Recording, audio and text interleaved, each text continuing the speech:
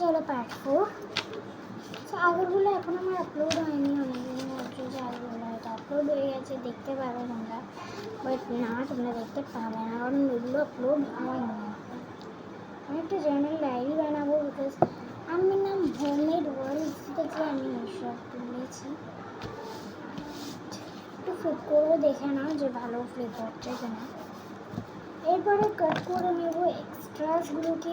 এক্সট্রাস আমার দরকার নেই, আমার তো একটা ভালো নোটবুক দরকার, যেটাতে আমি জার্নালস করতে পারবো, অ্যান্ড লিঙ্ক করতে পারবো।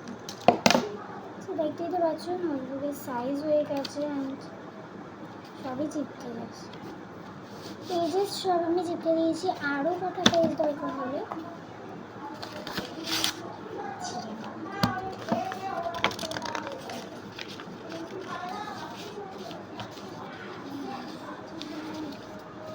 বচিত আমাদের বিকেলে।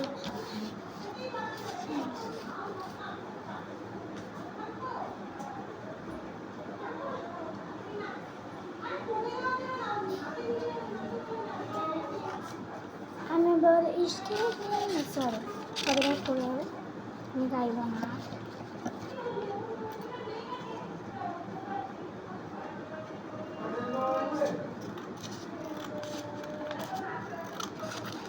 একটা না আমি সাদা পেজও একটু ইউজ করবো ভাবছিলাম, আগেরগুলো আপলোড করে নি। চলো আগেরগুলো আপলোড করতে টাইম লাগে, চলো আপলোড করবো এগুলো।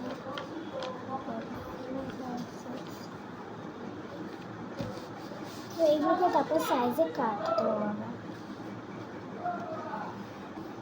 তাদেরকে কাটতে হবে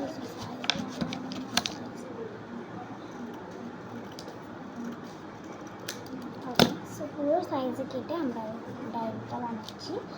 অ্যান্ড ডায়েরিটা বানাতে যতগুলো পেজ লাগবে আমি ততগুলো পেজ দেবো। একটা হলো ভিন্টেজ পেজ বলে ছেড়ে যাবে,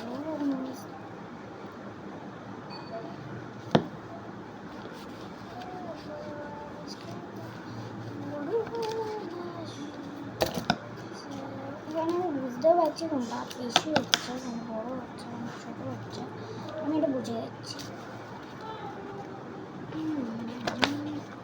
তো লাস্ট পেজ, তো লাস্ট পেজ না, হ্যাঁ এটা লাস্ট পেজ, এটা যেটা লাগাবো আমি, এটা লাস্ট পেজ। তো কারোর জন্য জার্নাল ডায়েরি বানাতে গেলে এই ডায়েরিটা তোমরা বানাতে পারো, এটা খুবই ইজি। একটু হার্ডও লাগবে হয়তো, প্রথম হার্ড লাগবে, এবার কেটে নেবো আমাদের সাইজ মাফিক জার্নালিং ডায়েরি পেজেস। তো আগে না আমি জার্নালিং ডায়েরি এত পছন্দ করতাম না, খুবই পছন্দ আমার এই ছোটো ছোটো মিনিগুলো বেশিরভাগই আমি মিনি ডায়েরি খুবই পছন্দ করি, আমি মিনি ডায়েরি খুবই পছন্দ করতাম। বড়ো বড়ো হিসতে একটুখানি ওপর নিচ থাকলে কিচ্ছু হবে না, ডায়েরি থাকলেই হলো। আমি ফ্লিপ করে একবার দেখেও নিও দেখবো ডায়েরিটা হয়েছে।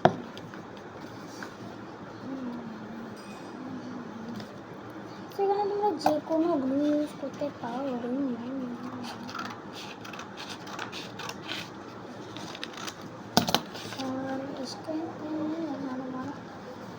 তো হয়ে গেছে আমাদের DIY ভিন্টেজ ডায়েরি।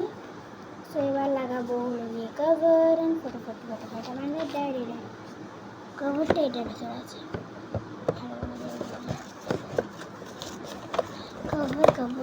কভার আমি এটাও দেবো ভাবছিলাম, এটা খুবই ভালো লাগছে।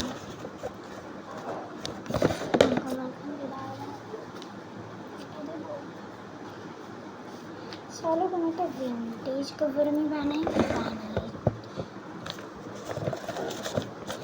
কভার তো বানাবো না, আমার কাছে অনেকদিন ধরে এটা পড়েছে, প্লাস্টিকের শিটটা নামানো মনে হচ্ছিল যে প্লাস্টিকটা আবার কভারে জোগাড় করে নিতে পারবো।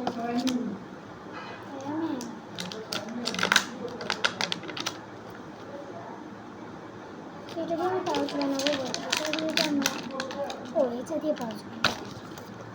চালিয়ে আমরা বানাবো আমাদের ডায়েরি কাগজ। সো ডায়েরি কাগজটাকে খুবই স্পেশাল রাখবো না, একদমই আনস্পেশালি রাখবো।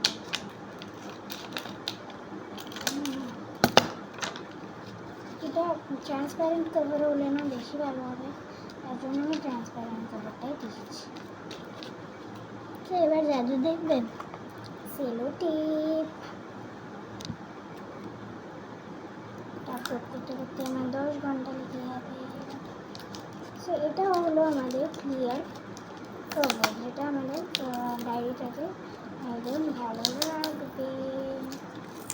তো আমি একটা পাউচও বানাবো এই কভারের যেন জিনিসপত্র পাউচে তো রাখবো না, এটা রাখবে চলো একটা পাউচ বানাই। পাউচটা বানানোর সবার আগে আমরা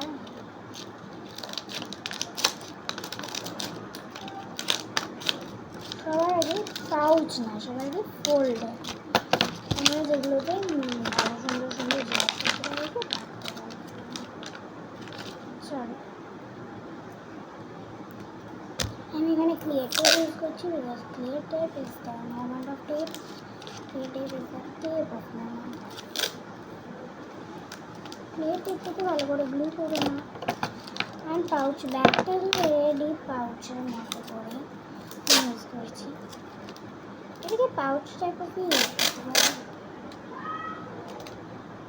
আমাদের যদি ভালো লাগে পাউচ না ইউজ করে অন্য কিছু ইউজ করতে জানো, যেমন জিনিসপত্র ইউজ করতে এগুলো জানা না জানতে।